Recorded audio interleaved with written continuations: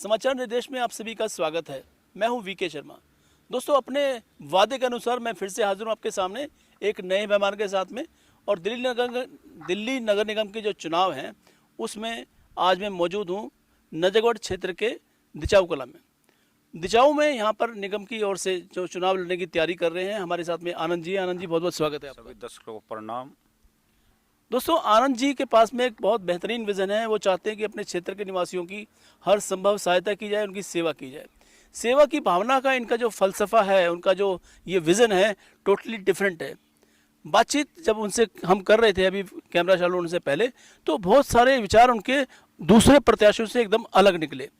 क्या है उनके विचार और क्या है उनका है विज़न, सीधे बातचीत करते हैं आनंद जी से।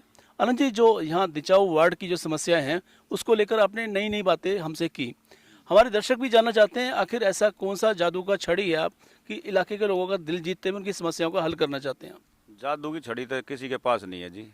सब वादे करते हैं, इलेक्शन में आ जाते हैं। भाई अब इलेक्शन आ गया तो सबके पास जादू की छड़ी आ जाएगी। वोटर को कैसे लुभाया जाए, अब सबके हाथ में जादू की छड़ी है। इलेक्शन आते ही क्यों उनको याद आता है कि लोगों के पास जाना है, उनको नई नई पेशकश करनी है? ये तो जनता ने पूछना चाहिए ना एक नेता से सवाल। नया कोई मेरे जैसा आ रहा है, चलो वो तो एक अलग बात होगी, भाई चल अभी आ रहे हैं, हम तो 5 साल बाद ही नेता बनेंगे। पहले तो भाई प्रैक्टिस ही चलेगी 5 साल तो। लेकिन जो पुराने हैं उनसे पूछना चाहिए ना भाई पहले कहाँ जा रखे थे। अब इतने दिन में पूरे 5 साल में एक बार पूरा मेला लगा दिया जाता है। अब आओ जी, अब जनता को पूरे सिर पे बैठा लिया जाता है। वो पहले भी तो जनता वहीं रहती थी, उसका दुख सुख हालचाल जब भी तो पूछ लेना चाहिए। तो बहरहाल लगभग 5 साल होने को आए हैं। 2017 में पिछले इलेक्शंस हुए थे, 2022 में अब इलेक्शन होने वाले हैं। तो ऐसे में आप क्या समझते हैं कि अपने क्षेत्र की जनता को किस तरह से आप कन्विंस करेंगे कि वो आपको चुने? कन्वेंस करेंगे जी, जनता ने समझना पड़ेगा। हमारे कन्वेंस करने से जनता कन्वेंस नहीं होगी। जनता ने खुद अपने आप ये समझना पड़ेगा कि उनकी प्रायोरिटी क्या है, उनको कैसे काम करवाना है, कैसा आदमी उनको चाहिए, वो जनता को समझना पड़ेगा। लेकिन समस्याओं की अगर हम बात करते हैं तो दिल्ली नगर निगम के अधीन एक सीमित मात्रा में अधिकार है एक निगम पार्षद के पास में। वो अपने इलाके के क्षेत्र की जो सफाई व्यवस्था है, नालियों की है, गलियों की है, या प्राथमिक स्कूलों की समस्या है, या छोटे मोटे जो पार्क हैं, उसके साथ साथ जो स्वास्थ्य संबंधी समस्या है उनको लेकर वो कार्य करने की जिम्मेवारी उनको मिलती है। तो आपको क्या लगता है ऐसी कौन सी समस्या हैं जो अभी तक हल नहीं हुई हैं और उनका निदान होना जरूरी है? सभी के पास समस्या है। किसी वार्ड में चले जाओ, कहीं भी चले जाओ, पूरी दिल्ली में समस्याओं का अंबार है। अब आप टीवी में भी लगातार देखोगे और रोज़ शाम को 5 बजे आप देख भी लेते हो कि वहाँ यह समस्या है, वो वहाँ यह समस्या है। एक पार्टी कह रही है या एक नेता कह रहा है ये उसकी गलती है, ये उसकी गलती है। ये गलती दूसरों को बतानी कब बंद होंगी? मेरा सबसे ज़रूरी जो है ना कि एक दूसरे की गलती क्यों बता रहे हो? जो जिम्मेदारी अपनी लो, जिसकी गलती है उसने समझो। दिचाऊ वार्ड में आप बहुत सालों से रहते हैं, यहीं पर आपका कार्य क्षेत्र भी है। तो दिचाऊ वार्ड को जो आप आगे बढ़ाने का एक ख्वाब देख रहे हैं कि वहाँ के लोगों की समस्याएं दूर हो और वो आगे बढ़े, अगर आपको मौका मिलता है तो आप किस तरह से कौन से कदम उठाएंगे कि लोगों तक आप पहुँच सकें? हमारे कदम ये होंगे जी, जो हमने पहले भी अपने पिछले इंटरव्यू में हमने बताया था कि हम एक हेल्प डेस्क बनाएंगे हर RWO में, हर मोहल्ले में, जहाँ लोग अपनी प्रतिदिन की जो समस्याएं होंगी वो वहाँ जाके उनको लिखवाएंगे। लोगों की आम समस्या क्या है जो सबकी है, सब समझते हैं उसको कि एक नेता अगर वो चुनाव जीत जाता है तो उसको मिलना मुश्किल हो जाता है, कोई भी हो वो। कोई मैं किसी मेरी बात को जो जनता सुन रही है, कोई पर्टिकुलर एक चीज़ ना समझे, मैं सभी के लिए कह रहा हूँ। पिछले इंटरव्यू में मैंने ये बोला था कि मैं जो भी बात बोलूँगा सब के लिए बोलूँगा, अपने वार्ड के लिए नहीं बोलूँगा। मेरी लोगों से ये अपील है कि मेरी आवाज़ ने एक वार्ड के लिए ना समझें, वो अपने हर एक वार्ड के लिए इस चीज़ को समझने की कोशिश करें कि जनता को जब वोटों का टाइम आता है, जब जनता क्यों दिखाई देती है नेताओं को। चलो कुछ नेता ऐसे भी हैं भाई, कुछ ठीक ठाक काम कर रहे हैं, लेकिन जैसे अब टीम में आप शाम को रोज़ देखोगे, बड़े टीम में तो भाई हमारा कोई इंटरव्यू लेगा नहीं, आता नहीं। सबसे बड़ी देश में समस्या यह है ना कि बड़े बड़े लोगों के इंटरव्यू चलते हैं, बड़े बड़े आदमियों के इंटरव्यू चलते हैं, ठीक है, आम जनता से भी तो कोई इंटरव्यू ले। आनंद जी, लीग से हटकर काम करोगे तो पूरा देश आपके साथ रहेगा और सभी लोग आपका इंटरव्यू लेंगे। और लीग से हटकर जो आप बात हमसे ऑफ द रिकॉर्ड बात कर रहे थे, वो कुछ कुछ झलक आती है कि आप कुछ नया करिश्मा करने की तैयारी में हैं। और अब सवाल ये आपसे उठता है कि आपका जो दिचाऊ वार्ड है उसमें कौन कौन से क्षेत्र आते हैं? दिचाऊ के साथ साथ क्या और कच्ची कॉलोनियाँ भी इसमें आती हैं? कच्ची कॉलोनियाँ भी आती हैं, कुछ 15-20 कच्ची कॉलोनियाँ हैं।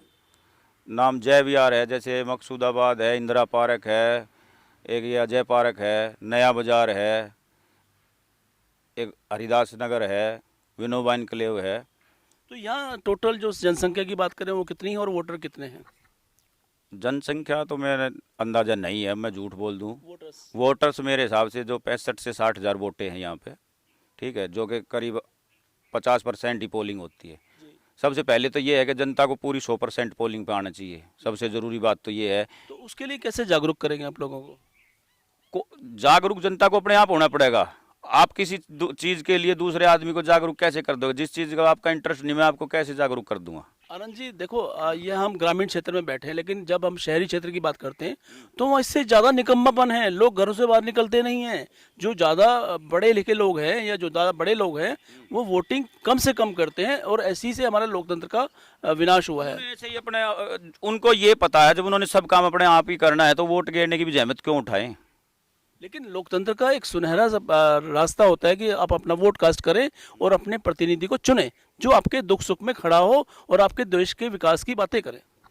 देश के विकास की बात तो सभी करते हैं, ठीक, विकास जैसा होता है वो सबको भी पता है। वो सुबह से शाम तक कोई भी चैनल, टीवी कुछ भी चला लो, वहाँ एक तरफ देश का विकास हो रहा है, एक तरफ देश का विकास नहीं हो रहा है। दो ही बातें हैं बस। सिर्फ इतनी सी बात हो रही है कि हो क्या रहा है कि पिछली बातों को छेड़ते रहते हैं। इसने ये कर दिया, उसने वो कर दिया। जैसे कोई पुराने ज़माने में कहावत थी ना कि आदमी गुजर जाता है तो उसके बहुत सारे वैद आ जाते हैं, ठीक। तो वैद तो सब हैं, आदमी मर गया वैद सब हैं, लेकिन वो जब जिंदा था, जब कोई दवाई देने ना आ रहा था, जब उसको ठीक करने कोई कैसे ना कर रहा था, मरती है सब वैद हैं। ये 42 वार्ड जो दिचाऊ कला का है अब महिला सीट में हो गया है, कन्वर्ट हो गया है। तो ऐसे में क्या महिलाओं के लिए भी आप कुछ विशेष योजनाएं बनाने की सोच रहे हो? विशेष योजना जी वो 2-4 रहे हैं। सुबह उठ कर जो जरूरत पड़े है इंसान ने अपने गली मोहल्ले में, एक काउंसलर को ज़्यादा बड़ा कुछ योजना ना बना सकता, वो कुछ चांद तारे तोड़ के लिया के दे देगा जनता ने कि मैं काउंसलर बन जाऊंगा तो नू कर दूंगा। काउंसलर के सिर्फ 10-5 छोटे छोटे काम ही हैं, वे पूरे हो जाऊं उससे तो जनता खुश रहे। साथ साथ ये भी तो हो सकता है कि जो हमारी बहन बेटियां हैं जो कम पढ़ पाती हैं तो उनके लिए आगे कुछ अपना सिलाई कढ़ाई सेंटर हो या अपना मेकअप का कुछ काम हो या कंप्यूटर की नॉलेज हो, इंग्लिश स्पीकिंग कोर्स हो, बहुत सारे छोटे छोटे काम हैं जो अपनी बहन बेटियों को कर सकते हैं। निगम की तरफ से अगर हम ये प्रयास करेंगे तो ये हमारा परिवार ही एक तरह से। प्रयास अब हम तो कर ही लेंगे, लेकिन अब तक का भी तो प्रयास कुछ होना चाहिए भाई। अब सिलाई कढ़ाई वो भी अभी पीछे चल रही है। आनंद जी पिछले लोगों ने गलती की, इसका मतलब ये नहीं कि आगे आने वाले लोग भी गलती करें। आपका विजन क्लियर होना चाहिए कि मैं इस मोहल्ले का बेटा हूँ, भाई हूँ, तो उसमें अपने बहन बेटियों के लिए अगर आपने ये विचार रखा तो सब लोग आपको प्यार करेंगे। भाई सब लोग प्यार इस तरीके से करेंगे जैसे एक आम आदमी की कोई सुनने वाला हो। उस आम आदमी को बताने के लिए 2-3 किलोमीटर दूर डीसी ऑफिस जाने, यहाँ कंप्लेंट ऑफिस पर जाने में फ़र्क पड़ता है। मान लो एक गली का ही कोई काम है कि कुछ गली में प्रॉब्लम है तो एक पड़ोसी सोचेगा वो कंप्लेंट दे दे, दूसरा सोचेगा वो दे दे, तीसरा सोचेगा वो दे दे। उस कंप्लेंट को अगर वो इतने नज़दीक हो आम आदमी के कि उसके मोहल्ले में कोई ऐसी हेल्पलाइन डेस्क हो जहाँ से वो रोज़ गुजरता हो और वहाँ जाकर वो एक बार बोल दे भाई मेरी ये समस्या है, तो उसकी सुनवाई जल्दी होगी।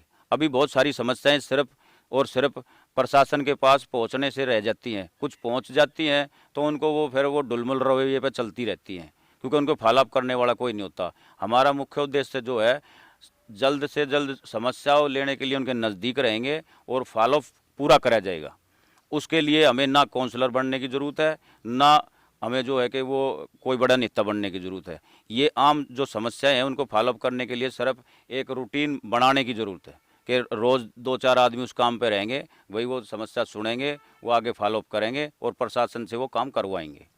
दोस्तों ये हमारी मीठी मीठी बातचीत चल रही है आनंद जी के साथ में, और आनंद जी का जो विज़न है बिल्कुल क्रिस्टल क्लियर है और मजबूती से अपनी बात को सबके सामने रखना चाहते हैं। दोस्तों यहाँ पर सवाल ये उठता है कि इस समय जब सभी प्रत्याशी विभिन्न राजनीतिक पार्टियों के पास अपनी अपनी टिकट पक्का करने के लिए जा रहे हैं, तो हम आनंद जी से जानना चाहेंगे कौन सी राजनीतिक पार्टी है जो आपको टिकट देने के लिए आपके दरवाजे तक आई है? भाई अभी हमारे दरवाजे तक तो अभी कोई इतनी बड़ी तो हमारी वो भी नहीं होगी, कोई पार्टी अभी हमारे पास टिकट देने आएगी। ठीक है, हम भी सभी पार्टियों से टिकट मांग रहे हैं।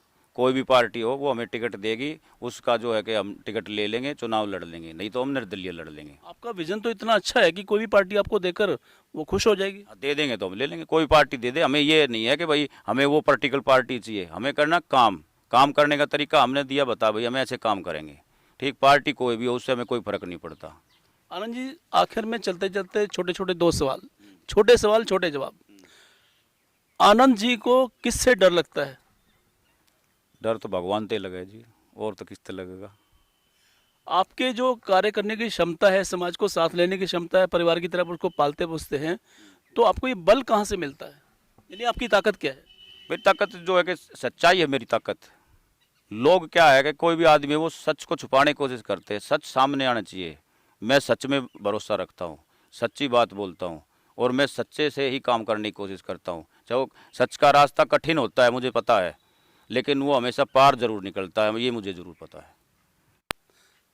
सच का साथ देने वाले आनंद ने ठाना है कि सच्चाई का दामन नहीं छोड़ना, क्योंकि सच विजय का रास्ता मार्ग प्रशस्त करता है। अगर सच्चाई के रास्ते पे चलेंगे तो जीत निश्चित है, ये आनंद जी अच्छी तरह जानते हैं। और अपने क्षेत्र के निवासियों के दुख सुख में शामिल रहने वाले आनंद जी हमेशा सीधी सच्ची और सटीक बात करते हैं। आने वाले निगम चुनावों में उनको कितना प्यार लोगों का मिल पाएगा और यहाँ दिचाऊ क्षेत्र का जो रिजल्ट है किसके पक्ष में आएगा, ये तो आने वाला समय बताएगा। फिलहाल समाचार निर्देश की तरफ से हमारी बहुत बहुत शुभकामनाएं आपको। और दोस्तों, अगली मुलाकात आप किससे चाहते हैं हमें अवश्य बताइएगा। नीचे लिखे नंबर पर हम लगातार आपको संपर्क करवाना चाहते हैं और आप हमें संपर्क करते भी हैं। अगले अंक में फिर मिलेंगे, तब तक के लिए आज्ञा दीजिए। नमस्कार।